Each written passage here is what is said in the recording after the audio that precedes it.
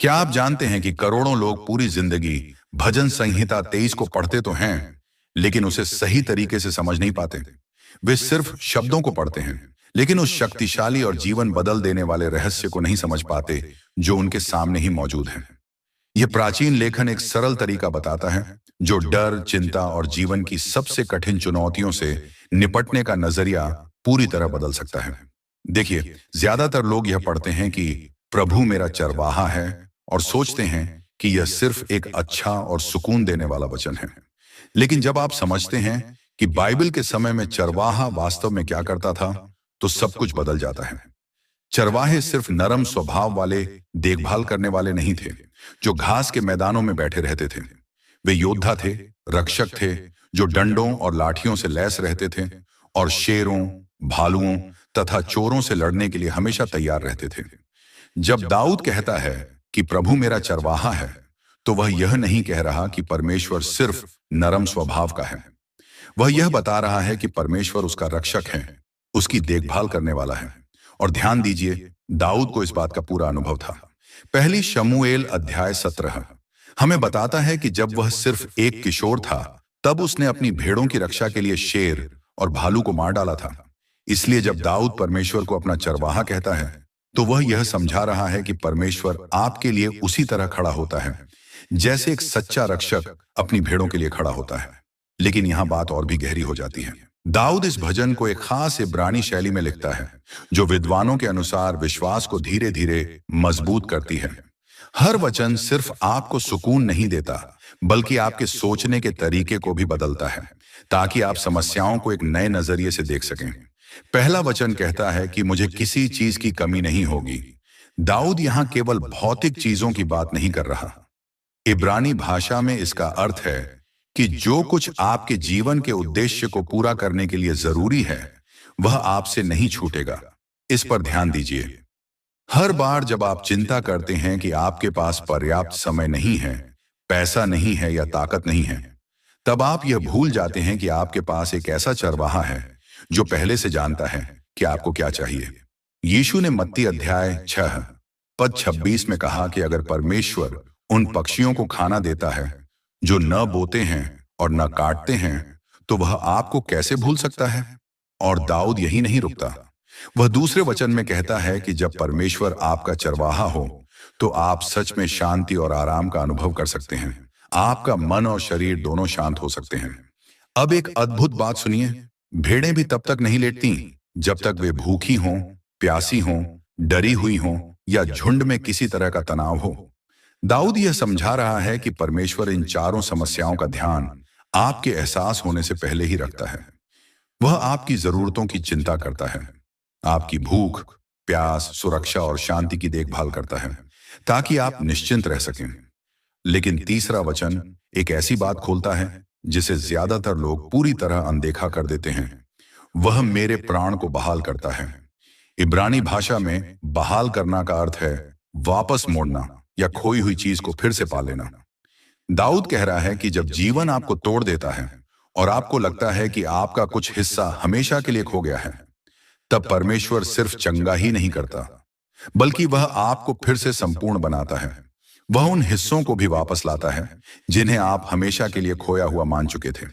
देखिए, परमेश्वर ने पतरस को कैसे बहाल किया जब उसने यीशु से 3 बार इनकार किया था। यूहन्ना अध्याय 21 में यीशु ने पतरस को शर्मिंदा नहीं किया, बल्कि उसे 3 अवसर दिए कि वह अपना प्रेम व्यक्त कर सके। हर इनकार के बदले एक अवसर। परमेश्वर सिर्फ हमारे गलत कदमों को माफ ही नहीं करता, बल्कि हमें फिर से खड़ा होने का मौका देता है और हमें अपने काम के लिए उपयोग करता है। वह मुझे धर्म के मार्गों पर ले चलता है अपने नाम के कारण। यह खुद को साबित करने की बात नहीं है। इब्रानी भाषा में धर्म का अर्थ है सही रास्ता, जो आपको आपके सही गंतव्य तक पहुंचाए। परमेश्वर आपको सिर्फ अच्छा दिखाने की कोशिश नहीं कर रहा, बल्कि वह यह सुनिश्चित कर रहा है कि आप उस स्थान तक पहुंचे जहां वह आपको ले जाना चाहता है, भले ही आपको अभी पता ना हो कि वह स्थान कहां है। अब यहां भजन संहिता 23 और भी गहरा हो जाता है। चौथा वचन कहता है, चाहे मैं मृत्यु की छाया की तराई में से होकर चलूं। ध्यान दीजिए, दाऊद अगर नहीं कहता, बल्कि चाहे कहता है। वह यह स्वीकार करता है कि जीवन में अंधेरे समय आ सकते हैं, लेकिन वह उनसे होकर आगे बढ़ता है। वह कहता है, चाहे। वह यह स्वीकार कर रहा है कि कठिन समय आना तय है। लेकिन अब देखिए आगे क्या होता है। मृत्यु की छाया की तराई का वाक्यांश इब्रानी भाषा में गहरे अंधकार की तराई को दर्शाता है। दाऊद यहां सिर्फ मरने की बात नहीं कर रहा, बल्कि उन समयों की बात कर रहा है जब आपको आगे का रास्ता दिखाई नहीं देता, जैसे नौकरी के इंटरव्यू, मेडिकल टेस्ट, रिश्तों की समस्याएं, आर्थिक तनाव, वे समय जब आप अंधेरे में चल रहे होते हैं। मैं किसी बुराई से नहीं डरूंगा, क्योंकि तू मेरे साथ है। यहां दाऊद एक बदलाव करता है। वह परमेश्वर के बारे में बात करने से सीधे परमेश्वर से बात करने लगता है। तीसरे व्यक्ति से दूसरे व्यक्ति में यह बदलाव क्यों? क्योंकि जब आप अपने सबसे अंधेरे समय में होते हैं, तब परमेश्वर सिर्फ एक विचार नहीं रह जाता, बल्कि वह आपके साथ चलने वाला एक जीवित सहारा बन जाता है। तेरी लाठी और तेरी छड़ी मुझे शांति देती है। ये सिर्फ चरवाहे के औजार नहीं थे, बल्कि सुरक्षा और मार्गदर्शन के प्रतीक थे। लाठी का इस्तेमाल खतरों से बचाने के लिए होता था और छड़ी भटकती भेड़ को सही रास्ते पर लाने के लिए। दाऊद ये बता रहा है कि आपके सबसे कठिन समय में परमेश्वर आपकी रक्षा भी करता है और आपको सही दिशा भी दिखाता है। इसका उदाहरण देखिए। जब इजरायली फिरौन की सेना और लाल सागर के बीच फंस गए थे, तब निर्गमन अध्याय 14 में मूसा ने उनसे कहा, प्रभु तुम्हारे लिए लड़ेगा, तुम्हें केवल शांत रहना है। और फिर परमेश्वर ने उनके लिए रास्ता बना दिया जहां कोई रास्ता नहीं था। आपके जीवन में भी ऐसे पल आ सकते हैं, लेकिन विश्वास रखिए कि परमेश्वर रास्ता बनाने में समर्थ है और वह आपके साथ है। 5वां वचन कहता है, तू मेरे शत्रुओं के सामने मेरे लिए मेज बिछाता है। परमेश्वर हर बार शत्रुओं को तुरंत नहीं हटाता, लेकिन वह आपकी देखभाल और आशीष उनके सामने भी प्रकट करता है। वह आपको उन लोगों के सामने उठाता है जिन्होंने सोचा था कि आप आगे नहीं बढ़ पाएंगे। दानियल का उदाहरण याद कीजिए, जिसे सिंहों की मांद में डाला गया था। उसके शत्रुओं ने उसे वहां समाप्त करने की योजना बनाई थी, लेकिन परमेश्वर ने उसी परिस्थिति को उसकी गवाही बना दिया। राजा दारा इतना प्रभावित हुआ कि उसने पूरे राज्य में परमेश्वर की महिमा की घोषणा करवाई। इस तरह जो उसके विरोधी थे, वही अंत में उसकी गवाही का कारण बन गए। दाऊद जिस तेल का जिक्र करता है, वह सिर्फ एक रस्म नहीं था। जब कोई भेड़ घायल हो जाती थी, तो चरवाहा उसके घावों पर तेल लगाता था ताकि संक्रमण न हो और जल्दी ठीक हो सके। इसी तरह परमेश्वर सिर्फ आपको आशीष ही नहीं देता, बल्कि वह आपके घावों को भी चंगा करता है और आपकी देखभाल करता है। और वह उमड़ता हुआ प्याला, चरवाहों की संस्कृति में जब किसी का प्याला उमड़ पड़ता था, तो इसका मतलब होता था कि उसके पास इतनी अधिक आशीष है कि वह दूसरों के साथ भी बांट सकता है। आपकी सफलता किसी और के लिए प्रेरणा बन सकती है और आपकी गवाही किसी के लिए आशा बन सकती है। अंतिम वचन इस भजन को पूरा करता है, निश्चय ही भलाई और करुणा मेरे जीवन भर के सब दिनों में मेरे पीछे पीछे चलेंगी। इब्रानी भाषा में पीछे पीछे चलने का अर्थ केवल साथ चलना नहीं, बल्कि पीछा करते हुए आना भी है। दाऊद यह कह रहा है कि परमेश्वर की भलाई और करुणा केवल आपके साथ ही नहीं रहती, बल्कि वे हर समय आपके जीवन में काम करती रहती हैं। और मैं प्रभु के भवन में सदा वास करूंगा। यह परमेश्वर के साथ एक गहरे संबंध और उसकी उपस्थिति में बने रहने की बात है। दाऊद यहां केवल मरने के बाद की बात नहीं कर रहा, बल्कि यह भी बता रहा है कि जीवन की हर परिस्थिति में परमेश्वर की उपस्थिति उसके साथ रहती है। आपको सिर्फ किसी विशेष दिन या स्थान का इंतजार नहीं करना पड़ता, क्योंकि परमेश्वर हमेशा आपके साथ रहता है।